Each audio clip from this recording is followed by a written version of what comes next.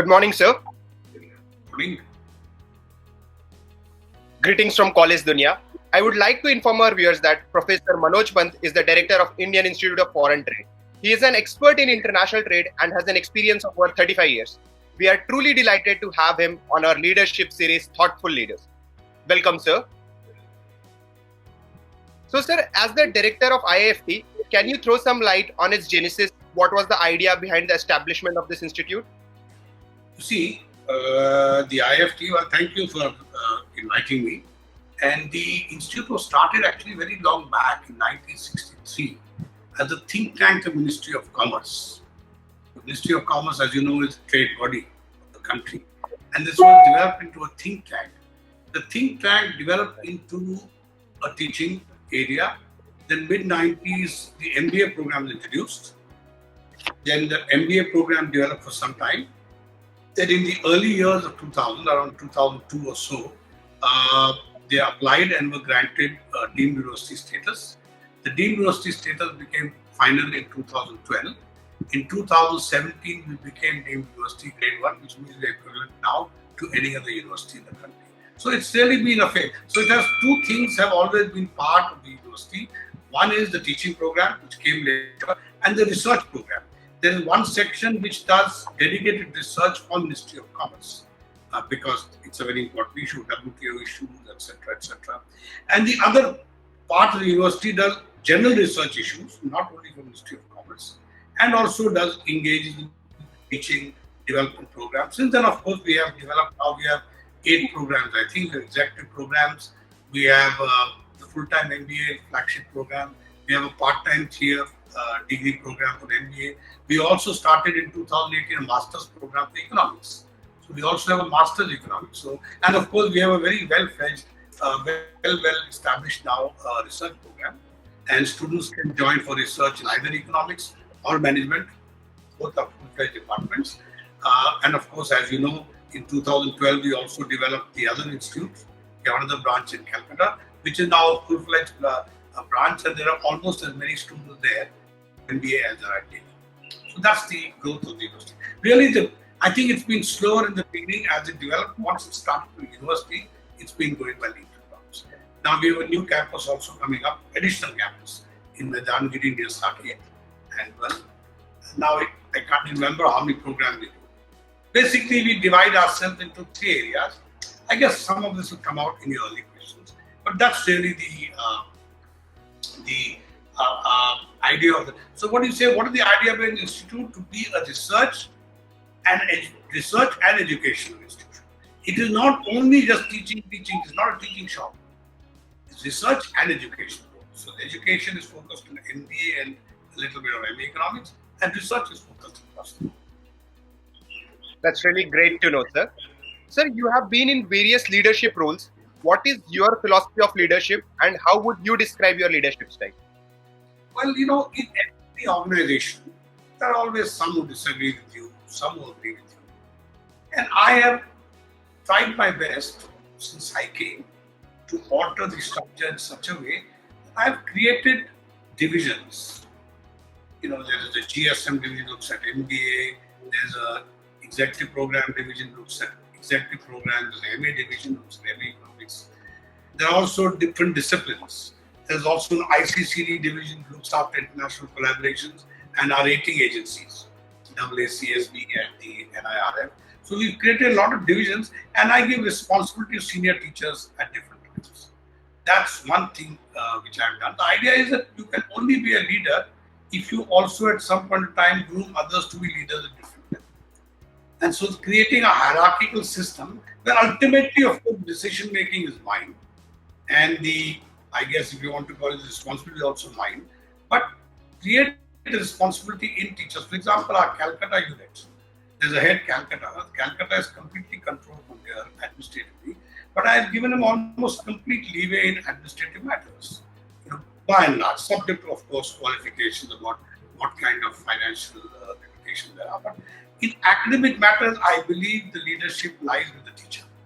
You can never impose good teaching. Good teaching has to come from the teacher. You can't say, okay, now you must teach well. If someone can't teach they can't teach. And there's also a possibility. There are some people who are good at research and can't teach, but they would be still very good in the research department of a university. We do a lot of research work. We collect a fair amount of money every year from research projects every year. And there are some who can do teaching but can't research. They also have a job because we have a lot of teaching work. So there's a way of doing both. Leadership lies in making sure you can take everyone and finding out if you can get the best out of whatever someone is good at. The assumption that someone is bad at everything is something I don't believe. That's really great to know, sir. Sir, amidst this lockdown, what are your plans for the upcoming batch in terms of induction and classes? Oh, that's already announced. We will, of course, by the way, let me tell you, and we keep hearing the news about many universities, what they're doing. We have been teaching online since March 23rd. I myself teach classes. I teach myself, by the way. I teach a course. I have taught classes. We have been doing online classes. Our platform is Microsoft Teams because that's what we have subscribed to. And we have been teaching online since March 23rd. Let me also tell you, in the last month or two, teachers, and here hats off to teachers and administration, they have come on the evenings. They have taken the evening times, not in the institute, they're at home. Our IT department has done training programs. How do you use, not just a simple question of getting up and speaking, how do you replicate the classroom experience as far as possible? And I think after these months of training, which both administration and teachers have done, someone has to administer the program, someone has to teach. The two have to move together. And both the admin and teachers today are completely ready for online teaching. So we have no problems. Given the fact that no one knows which way this pandemic is coming, we are ready to go online teaching till the end of the semester. Maybe it's January. So till then we have no students on campus. We can't. We are residential, so we can't allow that. So we will not invite students on campus. Later on, when things open up a bit more, Delhi, maybe PhD students can come a bit. Administration also, I don't insist everyone must come every day. Of course, university is still closed as per Delhi order. But what we do is, there are certain financial issues, there are certain issues that secrecy is very important. Not easy to maintain all this in online transactions. So in those days, administration come in groups and are able to disperse their funds. So we are sort of functioning in small little pockets. There are no group events at all over here. And that's how we do it. So we are quite set. We also have a system of our internal software that we have developed in the past, where all the students of the university will have remote access to the library. So it's nothing. What is the only thing which we cannot replicate? We cannot replicate student-student interactions, which are also, I believe, also important. But I'm encouraging students to create their own little groups, just like they do in social interactions online today. I'm encouraging them to do the same thing for the purposes of creating student-student interactions. So we are quite set. Rightly said, sir. Peer-to-peer learning is very important. Sir, with the competition so high, how do you guide your students to survive in this competitive scenario? We are, I guess, still lucky because we still get the top tier students. And we haven't really had any problems so far of any students having a placement problem. What I do say, however, to all students, an economics degree is a research degree, back office degree. Management degree is the front office, it's a management degree, HR, management, marketing, sales. What I tell them is, these are degrees which start you in a profession, correct? But if you're going to move up in the profession, and any private sector person will tell you, you've got to be able to give your attention to policy. The minute you go into policy making, you need to go beyond your basic subject. You need to be aware of international political events. You need to be aware of changes that are taking place in international politics. How to respond? There are no guarantees. Like, for example, how do I respond to a pandemic? I don't know. So I have a plan A, and I have a plan B, and I have a plan C. You only need plan A, plan B, plan C if you are not certain about what's going to happen. Similarly, when you join a company, you don't know if you're going to stay there, if you're going to move out.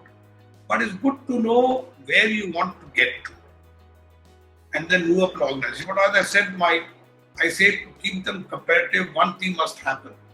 after they clear the basic degree, they must continue their education. I still keep learning today. I have never used in my life these online training programs, but I do it now. I myself been through scheduled lectures where the IT people are demonstrating how to use Teams, how do you upload, how do you share a file, how do you listen to students, how do you see if a student has raised a hand and wants to ask something, all those things. So you have to keep yourself updated by periodic, if you want to call it, training programs. I mean, that's, I think, the main thing I've done. That's the only way to stay.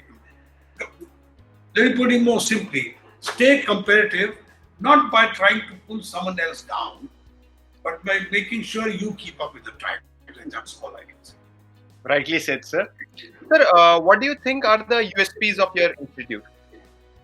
Well, we try to combine elements of enjoyment. We focus on the cultural programs a lot. We have debates, international competition, university competition, encourage our students to go to competitions. We encourage them to take part in a lot of things. For example, Mahindra has a national award which one of our students got last year for the best debater. Then you have the Cadbury's challenge. So we encourage them to take part in this challenge to make sure they move out to other institutions. We encourage cultural competitions where they call people from the institutions. So a combination of academics, sports. Yes, I have created a gym over here for students. It's a free gym for all students, quite state of the art. Then other games like volleyball, whatever we can, are limited space. We don't have that much space here at Delhi. But all around, I would say teaching, of course, we are extremely good. There's nothing new to do in that. Teaching is all extremely good. But to also inculcate the spirit of camaraderie and students and tell them to take part themselves in events. So mixture of curricular and academic, extracurricular activity. That's what we do. That's really great to know, sir. Sir, what are the some biggest challenge for higher education in India, and how this NEP will impact it?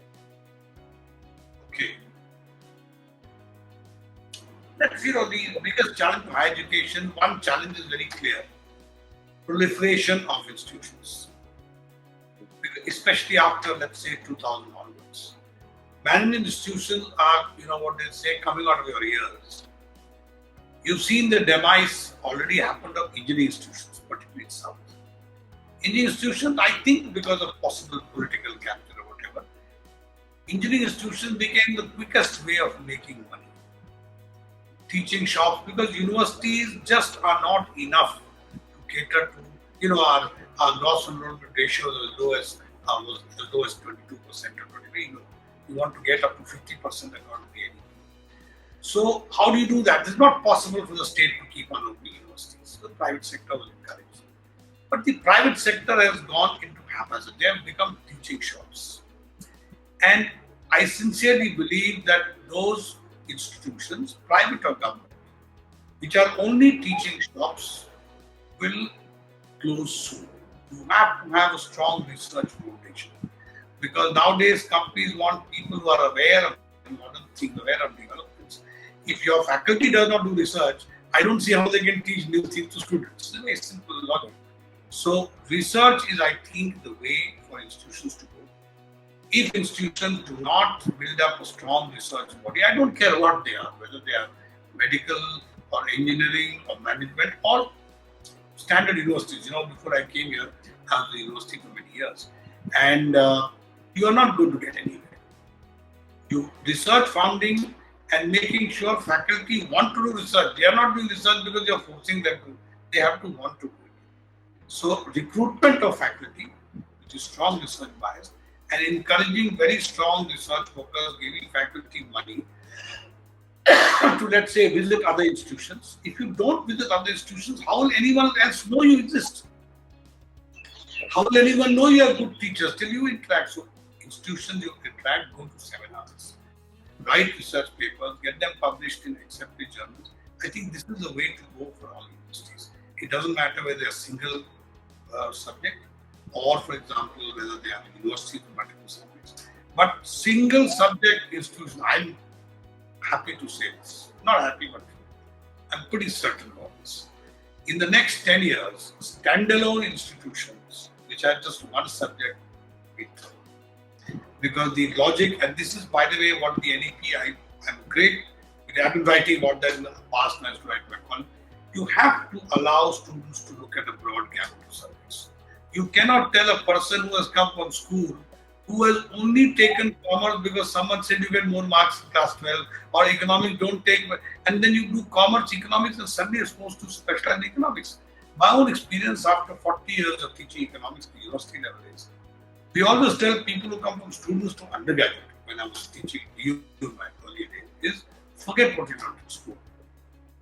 Just forget it, because it's a strange system in school. I've seen the CBSE system, I don't know, they changed recently. They used to first teach applied economics and then economic theory. What sense does that make you do? So, my own belief is flexibility in curricula, both for faculty, both for students, and for the institute. An institute also should have a right of flexibility in terms of number of students, in terms of number of subjects we offer, which also we don't have. For example, in MBAs, you are told one section you cannot have more than so many students. Why? I mean, we always talk about US as leader of this thing. US in the undergraduate class has 400 students. So why is it that your class is limited to 50, 60? Is that possible? Can a poor country afford to do this also like this? To have only 40 or 50 or 60? In Africa, they have 800 because they know there are no teachers. So what are you doing? You are forcing people to limit their intake by two reasons. One, number of classes, and by saying no online. There are lots of things that can be taught online. We have been running a program for many years, which is doing very well, an executive hybrid program. They spend half the time online and half the time they come offline to meet teachers. And it works extremely well. Why can't universities have the flexibility to do this? It is not for the government to decide how good your program is. The market will decide. These are market-driven courses. The market will reject it if it's a worthless course. So I'm just saying the flexibility to institutions is a must, which is the most important aspect. I think PM mentioned that in one of his, lectures on discussion NEP, where he said that autonomy is stressed. Autonomy of institutions implies you set the regulatory framework. Let me be very clear. What we are seeing today of institutions dying in management, in engineering, and I can tell you next in line is management. You can check the numbers of the ICT, is because you did not have a laid, known procedure, regulatory procedure. Everything was based on someone coming and saying, okay, I agree, don't do that. You establish a regulatory system, some amount of regulation be done by the market, which is what is going to happen to many of these fly-by-night MBA market reject them. They will not be able to. Establish a transparent, not done by the government, transparent, independent regulator, which is, by the way, something that the government have been trying to push since 2010, let me tell you. I remember the Kapil Sibal who first talked about a single authority. Look at us. Part of our program is judged by the AICT because we have MBA. And then because we university, UGC also, we have to ask UGC what they want and to ask AICT what they want. Now what happens? They conflict. Fortunately, we are a grade 1 deemed university. We don't have the problem. At lower level, I see the issue. So single regulatory authority, which is a very good. I believe, and I'm not surprised that there's not too much political opposition to Delhi. I believe that they are in the right direction. I believe the idea to give flexibility in operations, courses, etc. university, but the HEC regulator, higher education regulator, is very crucial. Must be an autonomous, independent authority with very oversight, and it must lay clear guidelines.